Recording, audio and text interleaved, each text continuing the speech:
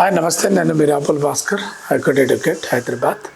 ముఖ్యంగా ఈ మధ్యకాలంలో చనిపోయినటువంటి వ్యక్తుల పేర్ల మీద చనిపోయిన తర్వాత వాళ్ళకి సంబంధించినటువంటి ఆస్తుల్ని, చనిపోయినటువంటి వ్యక్తి యొక్క ఆస్తుల్ని కాజేయడం కోసం కొంతమంది చాలా తెలివిగా యాంటీడేట్లలో వీలునామాలు తయారు చేస్తారు. ఈ వీలునామాలు తయారు చేసి చనిపోయినటువంటి వ్యక్తి బతుకున్నప్పుడు మాకు రాసిచ్చిందని యాంటీడేట్లలో వీలునామాలు తయారు చేసి వాటిని ఫోర్సులో తెచ్చి వాళ్ళ యొక్క చనిపోయిన వ్యక్తి యొక్క ఆస్తుల్ని కాజేయటం కోసం ప్లాన్ చేస్తున్నట్టుగా చాలా కంప్లైంట్లు వస్తూ ఉన్నాయి. చాలామంది అడుగుతారు, సార్ మా తండ్రి చనిపోయి మా యొక్క వ్యక్తి నాయన యొక్క ఆస్తిని కాజేయడానికి ఏం చేయాలి? ఏం భయపడాల్సిన అవసరం లేదు. దాని మీద మీరు అర్జెంటుగా ఏదైనా ఒక న్యాయవాదిని పెట్టుకొని ఒక క్రిమినల్ కేసు రిజిస్టర్ చేయించండి.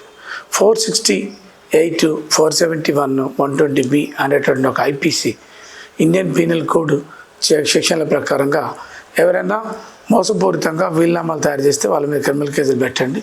ఆ దొంగ వీలునామాలు చెల్లమని మీరు కోర్టులో పిటిషన్ వేయండి, న్యాయం పొందండి. Thank you.